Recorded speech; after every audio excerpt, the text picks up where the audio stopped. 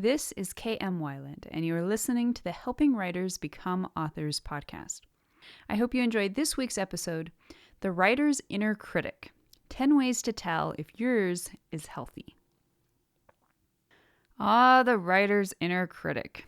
It's that wily inner editor who has such a way of getting in the last word and first and middle words on any writing session or project.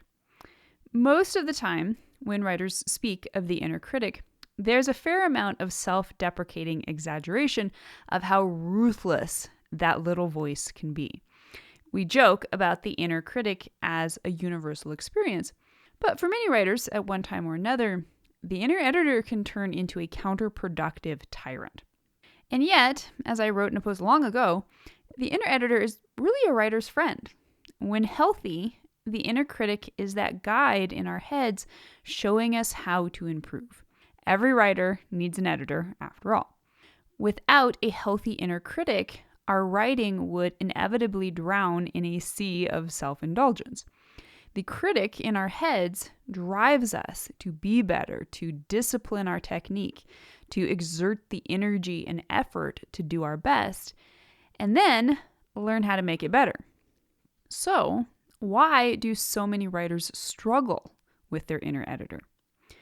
Ultimately, the problem, of course, is not the inner critic or editor, or the fact that we have one, but rather with certain toxic manifestations or patterns. In short, the problem is that the inner critic is all too often unhealthy. Even writers who are able to consistently access their healthy inner critic may still find that certain unhealthy patterns crop up in certain areas of their process. So the question I'm exploring today is how to increase the health and effectiveness of the very necessary inner critic while diminishing the unhealthy effects of unbalanced and ineffective toxicity. To start with, here are 6 signs of the unhealthy inner critic. Sign number 1. The unhealthy inner critic projects the inner critic outside of oneself. Most of the time, when writers talk about the inner critic or the inner editor, they're referencing the unhealthy version, at least in part. When everything is clicking along smoothly up there in our writing brains, we usually don't even think about the inner critic as something or someone who exists outside of ourselves. When the inner critic is healthy, it is not a voice in your head, it's you. The toxic inner critic, however, is often a projection, an aspect of ourselves we've tried to separate into our not selves. The toxic inner editor may take on the voice of an early authority figure whose criticism shaped you. It might take on the voice of a recent editor or critique partner. Or simply, it might present itself in the guise of your readers, who, in this instance, seem a very hard bunch to please. Regardless, the voice is not you. You may not even believe in or agree with the criticisms, which are usually more personal in nature. For example, you suck, rather than specific to the project. For example, you need to write more active sentences in this chapter. Recognizing when the inner critic's voice is not an integrated part of your own mind is helpful for undermining its power over you. The legendary Natalie Goldberg had much to say in her writings about the inner critic. In Writing Down the Bones, she noted, "The more clearly you know the inner editor, the better you can ignore it." Sign number 2. The unhealthy inner editor focuses on binary ideas of success versus failure. Usually, the unhealthy version of your inner critic is primarily concerned with binary ideas of success and failure. Either that rough chapter you just wrote is gold, or, more likely, it's tripe. The toxic inner editor knows few other distinctions. When you find the voice in your head piping up with generalizations of your work, you can usually recognize this as a sign you're engaged with the unhealthy version. In contrast, the healthy inner critic recognizes that art, like life, is extremely open-ended. Indeed, by its very definition, editing is supposed to be about the ability to alter and improve things over and over and over again. There is no true failure in art. There is only the decision by the artist at some point to move on. In her book Wild Mind, Goldberg put it, "Failure is a hard word for people to take. Use the word kindness instead. Let yourself be kind." And this kindness comes from an understanding of what it is to be a human being. Have compassion for yourself when you write. There is no failure. There is just a big field to wander in. Sign number 3. The unhealthy inner editor criticizes without true construction. If the true purpose of editing is to improve your writing, then the only successful editor is one who helps you achieve that. And the only way an editor can accomplish that goal is by offering constructive criticism. So, what exactly is constructive criticism? I think we often hear the phrase as basically nice or kind critique, but truly it is a critique that constructs or builds. If all your inner critic is doing is blindly and chaotically tearing down you and your work, it's probably not building. Now, it's true that sometimes you have to rip down what doesn't work before you can build something that does, but a healthy critic will first show you why the existing structure is faulty and needs to go.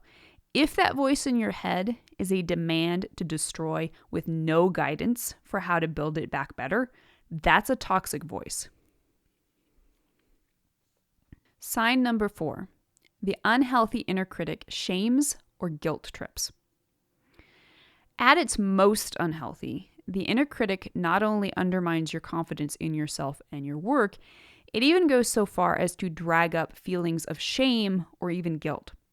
Rooted in life patterns that go far deeper than the writing life, these feelings are usually very real and, as a result, very potent.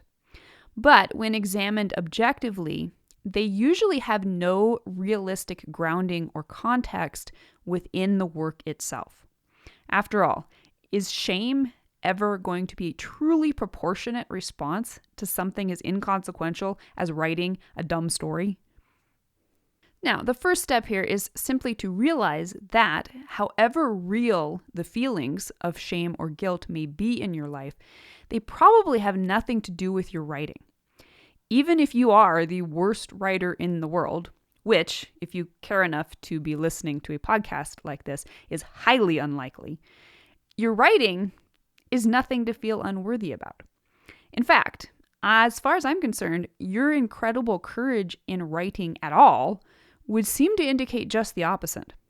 Regardless, try to disconnect the deeper feelings from the act of writing or from your inner critic. These feelings, still likely need to be explored, but realizing your writing isn't legitimate fuel for them can be helpful in getting to their root and initiating healing. Sign number 5. The unhealthy inner critic creates writer's block. If you find your motivation for writing decreasing rather than increasing, that's usually a pretty good sign you're dealing with at least aspects of an unhealthy inner critic. Many different factors can cause us to flinch beneath the weight of even excellent criticism, whether from ourselves or others. But if that voice in your head is telling you you should quit rather than keep going, that's a signal it's unhealthy. Now, of course, you must use your own judgment and knowledge of yourself. It's always a possibility that a grounded and healthy inner voice may tell you your best course is to move on in the right time and the right circumstances. And sign number 6. The unhealthy inner critic is other referencing more than self-referencing. So finally, as indicated in the first point, an unhealthy inner critic is usually more concerned with what others think than what you think. It's the voice that tells you your mom will hate this, your third grade teacher would hate this, your friends will hate this, your publisher will hate this, your readers will hate this. And sometimes those thoughts may be true, and even in certain circumstances worth considering. But you also have to ask yourself, what do you think? What do you really think about yourself, your story, your writing, and your current range of ability? The answer may be that, in fact, you do need to do some work. But it may also be that, in the face of anyone else's disapproval, you're actually quite happy and aligned with where you're at. So, take that, inner voice. However, you may also find that you don't know what you think. If, like so many people, you have relied on the inner critic to tell you who you are, it may take some significant digging to get back in touch with the true self-knowing that will tell you your own truths. And now, here are 5 signs of the healthy inner critic. Sign number 1. The healthy inner critic is neutral, not negative. So what does your inner critic sound like when it's healthy and balanced? For starters, it may indeed still sound pretty critical. The difference is that the healthy inner critic's voice will be emotionally neutral, not negative. It may tell you hard truths about your writing, things you don't really want to hear, but it won't do so from a place of belittlement. The healthy inner critic may say, this story isn't working, like at all. But it won't say, this story isn't working, ergo you suck, ergo you should be ashamed, ergo you should probably just quit right now. Part of the journey to cultivating a healthy inner critic is learning not only to discern between neutral criticism and negative criticism, but also in learning how not to be triggered by useful neutral criticism. Recognize it for the help it is, bravely face the work it demands, and realize it is not passing judgment on you, but rather just on the work of the moment. Sign number 2. The healthy inner critic offers questions more than answers. I can always tell my inner critic is at its best when it is more inclined to ask questions rather than proffer answers. Part of this is for the obvious reason that because the inner critic is you, it really doesn't know any more than you do, not consciously anyway. But a truly tapped in inner critic is in touch with your intuition and instinct, and as such, it can gently nudge your conscious brain in the direction of new understandings and epiphanies. When confronted by a tricky knot in one of your stories, you may not immediately know how to fix it, much less what's wrong. After all, if you knew better, you wouldn't have written it that way in the first place, would you? But intuitively, you probably do at least sense that something is wrong. By dialing in to a healthy inner critic in order to start asking questions about this story problem, you have the opportunity to organically learn something new that you didn't know when you first wrote the story. Sign number 3. The healthy inner critic focuses on solutions rather than problems. So the above about offering questions more than answers is not to say the inner critic never offers answers. But if it's healthy, it will focus much less on what's wrong with your story and much more on how to fix it. This is an extension of its ability to teach you through asking questions. Just in being able to ask that one question, what's wrong with this, you're already much closer to the solution than if all the critic was offering was a blanket statement. This is wrong. Fix it. Sign number 4. The healthy inner editor is specific and constructive, rooted in knowledge rather than negativity. Again, the healthy critic is there to help you solve problems by offering insights that are constructive and specific. Many years ago, I remember reading a great guideline, which was, generality is the death of the novel. Now, I believe the quote's context was talking about using specific details and characterizations to bring your story to life, but the concept is just as true of criticism. If it's general, it's all but useless. If it's specific, you can act on it. The only way to cultivate an inner editor who can offer specific advice is by feeding it with information and knowledge. It's true that if you're very in touch with your intuition, your inner critic may be able to guide you with relative accuracy. But the more language you have available in your conscious brain by which to recognize, translate, and apply this intuition, the better your working relationship with your inner editor will be. And sign number 3. The healthy inner critic is expansive and accepting. So finally, a healthy inner critic will be expansive and accepting instead of constrictive and intolerant. It will not seek to lock you or your creativity into a predetermined box of correctness. While accepting the existing boundaries of what seem to work and what apparently does not, it still primarily seeks to help you find a way to say whatever it is you are trying to say in the best way suited to you. And for many writers, this is a lifelong quest. It's a difficult enough quest with a helpful and aligned inner critic. If that critic is getting in our way, the journey becomes all but impossible. So here's Goldberg in Wild Mind once again. She says, "We have to accept ourselves in order to write. Now, none of us does that fully. Few of us do it even halfway.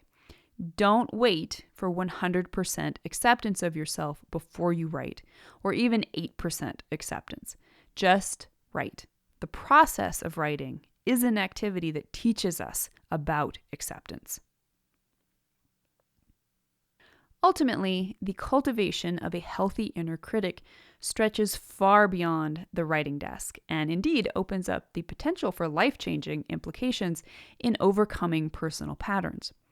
Because writing offers such a unique conjunction of the creative brain with the critical brain, it is prime ground for exploring and working through this challenge.